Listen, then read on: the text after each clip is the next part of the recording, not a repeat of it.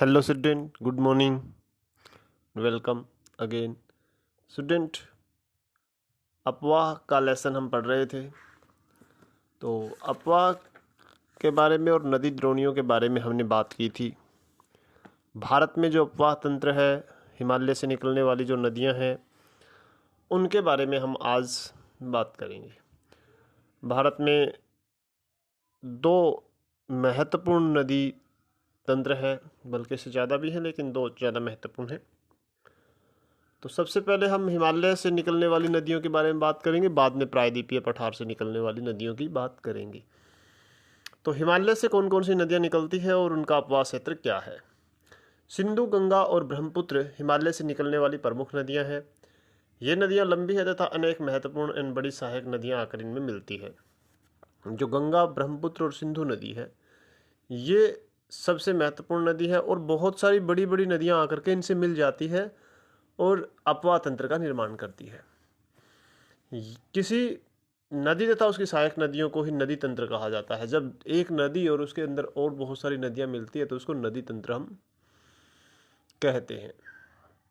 सिंधु नदी तंत्र की बात कर लेते हैं। सिंधु नदी का उद्गम मानसरोवर झील के निकट तिब्बत में है।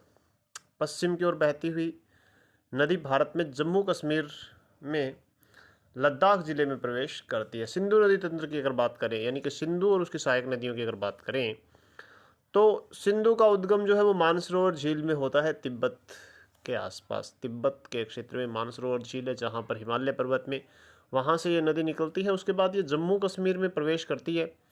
लद्दाख जिला जहाँ लगता है वहाँ ये प्रवेश करती है। इस भाग में यह एक बहुत ही सुंदर दर्शनीय गार्ज का निर्माण करती है, जहाँ पर एक गोर्ज बनाती है और एक दर्शनीय स्थल भी जिसे कहा जाता है। इस क्षेत्र में बहुत सारी नदियां हैं, जैसे जास्कर है, नुब्रा है, श्योक, हुंजा इस नदी में मिलती है। सिंधु नदी बलूचिस्तान और गिलगिस्तान में बहते हुए अटक में पर्वतीय क्षेत्र से बाहर निकलती है। भारत में जम्मू कश्मीर में बहने के बाद ये पाकिस्तान में प्रवेश करती है, जहां बलूचिस्तान और गिलगित में बहती है और फिर ये बाहर निकलती है। अटक जो पाकिस्तान में क्षेत्र है, वहाँ पर ये पर्वतीय क्षेत्रों से बाहर निकल के मैदानों में प्रवेश करती है। सतलुज, व्यास, रावी, चनाब तथा झेलम आपस में मिलकर पाकिस्तान में मिठानकोट के पास सिंधु नदी में मिल जाती है। सिंधु नदी में और बहुत सारी सहायक नदियां मिलती है, जैसे सतलुज है, रावी, ब्यास, चनाब, ये सब पाकिस्तान के मिठानकोट में सिंधु नदी में मिल जाती है। इसके बाद यह नदी दक्षिण की तरफ बहती हुई अंत में कराची से पूर्व की ओर अरब सागर में मिल जाती है। अरब सागर में कराची के आसपास जाकर के ये नदी मिल जाती है। इसके बाद यह नदी दक्षिण की तरफ बहती है और अंत में कराची से अरब सागर में मिलती है। सिंधु नदी के मैदान का ढाल बहुत धीमा है। सिंधु द्रोणी का 1/3 से कुछ अधिक भाग भारत में, जम्मू कश्मीर, हिमाचल तथा पंजाब तथा शेष भाग पाकिस्तान में स्थित है। सिंधु नदी जो ज़्यादा लंबाई इसकी है वो पाकिस्तान में है। भारत में इसका कुछ एक हिस्सा है, 1/3 हिस्से में ये भारत में बहती है। 2900 किलोमीटर की लंबी सिंधु नदी विश्व की लंबी नदियों में से एक है। सिंधु नदी भी विश्व की सबसे लंबी नदियों में एक मानी जाती है, क्योंकि 2900 किलोमीटर के आसपास इसकी लंबाई है, लेकिन भारत में इसकी लंबाई कम है, तो पाकिस्तान में ये ज़्यादा बहती हुई अरब सागर में मिल जाती है। तो यह है सिंधु नदी तंत्र के बारे में। अब है गंगा नदी तंत्र, दूसरा महत्वपूर्ण नदी तंत्र है हिमालय प्रदेश का, और भारत के दृष्टि से देखें तो भी सबसे महत्वपूर्ण है। गंगा की मुख्य धारा भागीरथी गंगोत्री हिमानी से निकलती है। अलकनंदा उत्तराखंड के देवप्रयाग में इससे आकर मिलती है। गंगा की जो मुख्य धारा है वो भागीरथी के नाम से निकलती है। जहाँ गंगोत्री हिमानी से इसका उद्गम होता है, वहाँ पर इसे भागीरथी नदी कहा जाता है। यानी कि गंगा का सर्वोत्तम जो नाम है, सबसे पहले जो उद्गम स्थल है, वहाँ पर इसे भागीरथी कहा जाता है, जो गंगोत्री हिमानी से निकलती है। अलकनंदा नदी इसमें उत्तराखंड के देवप्रयाग में आकर के इससे मिल जाती है। हरिद्वार के पास गंगा पर्वतीय भागों को छोड़कर मैदानों में प्रवेश करती है। हरिद्वार में ये नदी पर्वतों को छोड़कर के मैदानी भागों में प्रवेश करती है। हिमालय से निकलने वाली बहुत सी नदियां आकर इस गंगा में मिलती हैं। इनमें से कुछ प्रमुख नदियां हैं, जैसे सभी नदियों की सहायक नदियां होती हैं, तो इसकी भी कुछ सहायक नदियां हैं, जिसमें यमुना, घाघरा, गंडक, कोसी, ये सारी नदियां एक के बाद एक इसी नदी में मिलती हुई जाती है। यमुना नदी हिमालय के यमुनोत्री हिमानी से निकलती है। यह गंगा के दाहिने किनारे के समानांतर बहती है। गंगा के दाहिने किनारे के समानांतर बहती हुई ये नदी यमुनोत्री जो है यमुना नदी, जो कि हरियाणा और दिल्ली से होते हुए उत्तर प्रदेश में भी प्रवेश करती है, इलाहाबाद में गंगा में मिल जाती है और इलाहाबाद नामक स्थान पर ये गंगा में मिल जाती है। संगम स्थल है यमुना और गंगा का संगम स्थल जो है मिलाप होता है वो इलाहाबाद में होता है।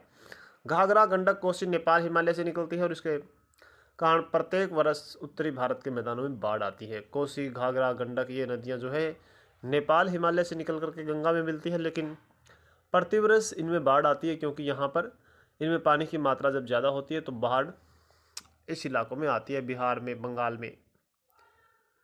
जैसे बड़े पैमाने पर जान माल का नुकसान होता है। ये नदियाँ बहुत महत्वपूर्ण है, मिट्टी का उपजाऊपन प्रदान कर कृषि को भूमि को योग्य बनाती है। कृषि के लिए ये नदियाँ बहुत ही महत्वपूर्ण होती है, सिंचाई के लिए भी और नए मैदानों के निर्माण की दृष्टि से भी। प्रायद्वीपीय भूमि से आने वाली मुख्य सहायक नदियाँ चंबल, बेतवा और सोन है। अब ये हिमालय की नदियों में कुछ प्रायद्वीपीय नदियाँ आकर भी मिल जाती है, जिसमें चंबल, बेतवा और सोन नदी जो है वो गंगा में भी प्रवेश करती है अन्य सहायक नदियों के माध्यम से। ये अर्धशुष्क क्षेत्रों से निकलती है, इनकी लंबाई बहुत कम है, पानी की मात्रा भी कम होती है। याद कीजिए कि नदियाँ कैसे तथा कहाँ आकर के मिलती है, तो इन नदियों की लोकेशन के बारे में आप याद कर सकते हैं। बाएं और दाहिने किनारे की सहायक नदियों के जल से परिपूर्ण होकर गंगा पूर्व दिशा में पश्चिम बंगाल के फरक्का तक बहती है। फिर ये नदी पूर्व दिशा में बहती हुई पश्चिम बंगाल के फरक्का तक जाती है। फरक्का यहाँ एक बांध भी बनाया गया है बांग्लादेश भारत की सीमा पर। यह गंगा डेल्टा का सबसे उत्तरी बिंदु है। गंगा डेल्टा फरक्काबाद से शुरू होता है, जो इसका उत्तरी बिंदु है। गंगा ब्रह्मपुत्र जो डेल्टा बनाती है, यहाँ नदी दो भागों में बंट जाती है, भागीरथी, हुगली, जो कि इसकी एक विक्रेता है। इस नदी को हुगली नदी और भागीरथी नदी दो प्रकार की जो मुख्य धाराएं हैं उसमें बांट दिया जाता है। दक्षिण की तरफ बहती हुई डेल्टा के मैदान से होते हुए बंगाल की खाड़ी में मिल जाती है। मुख्य धारा दक्षिण की ओर बहती हुई बांग्लादेश में प्रवेश करती है। एक इसकी धारा बांग्लादेश में प्रवेश करती है और एक हुगली नदी के रूप में भारत में बंगाल में बहती है। यहाँ ब्रह्मपुत्र नदी आकर के इससे मिल जाती है। बांग्लादेश में जब ये प्रवेश करती है तो कुछ दूरी पर इससे ब्रह्मपुत्र नदी आकर के मिल जाती है। अपने अंतिम चरण में गंगा और ब्रह्मपुत्र समुद्र में विलीन होने से पहले मेघना के नाम से जानी जाती है। यानी कि जहाँ पर ब्रह्मपुत्र नदी और गंगा नदी का संगम होता है उसके बाद से इसको मेघना के नाम से जाना जाता है। गंगा एवं ब्रह्मपुत्र के जल वाली ये बृहत नदी बंगाल की खाड़ी में मिल जाती है। ये जो नदियां हैं दोनों मिलकर के मेघना के नाम से बंगाल की खाड़ी में विलीन हो जाती हैं और इन नदियों के द्वारा बनाए गए डेल्टा को सुंदरबन डेल्टा कहा जाता है। यहाँ पर सुंदरी वृक्ष पाए जाते हैं, इसलिए इसका नाम सुंदरबन डेल्टा भी रखा गया है। और ये एक महत्वपूर्ण डेल्टा है जो कि मैंग्रोव वन के लिए प्रसिद्ध है। इस क्षेत्र में ये बहुत बड़े डेल्टा का निर्माण करती है। तो ये जो है गंगा नदी के बारे में है। गंगा की लंबाई 2500 किलोमीटर से अधिक है। चित्र में आप देख सकते हैं गंगा नदी का अपवाद तंत्र को पहचान सकते हैं। अंबाला नगर सिंधु तथा गंगा नदी तंत्रों के बीच में जल विभाजन पर स्थित है। यानी कि अंबाला जो शहर है उससे पश्चिमी तरफ जो है वो सिंधु नदी तंत्र होगा और पूर्व की तरफ में गंगा नदी तंत्र होगा। तो ये बीच में एक जल विभाजक है हरियाणा का जो अंबाला शहर है। अंबाला से सुंदरबन तक की लंबाई जो है वो 1800 किलोमीटर है, परंतु इसके ढाल में गिरावट मुश्किल से 300 मीटर है। 1800 किलोमीटर के एरिया में ये नदी बहती है, लेकिन इसकी ढाल जो है वो केवल 300 मीटर है। यानी कि बंगाल में जहाँ ये नदी मिलती है बंगाल की खाड़ी में वहाँ और अंबाला की जो ऊंचाई है वो 300 मीटर से भी कम है, लेकिन 1800 किलोमीटर बहती हुई ये नदी वहाँ तक पहुँच जाती है। दूसरे शब्दों में प्रति 6 किलोमीटर की दूरी पर ढाल में गिरावट केवल 1 मीटर की आती है। 6 किलोमीटर जब नदी चलती है तो 1 मीटर की गिरावट आती है। इसलिए नदियों ने अनेक बड़े बड़े विसर्प बन जाते हैं। विसर्प जैसी आकृतियाँ ये मोड़दार नदियाँ होती है, जो कि हमने नदी की रूपरेखा में देखा था। तो ये भारत की दो बड़े नदी तंत्रों के बारे में आज हमने बात की, जिसमें सिंधु नदी तंत्र, गंगा नदी तंत्र के बारे में, ब्रह्मपुत्र नदी तंत्र के बारे में नेक्स्ट वीडियो में। Thank you, have a nice day.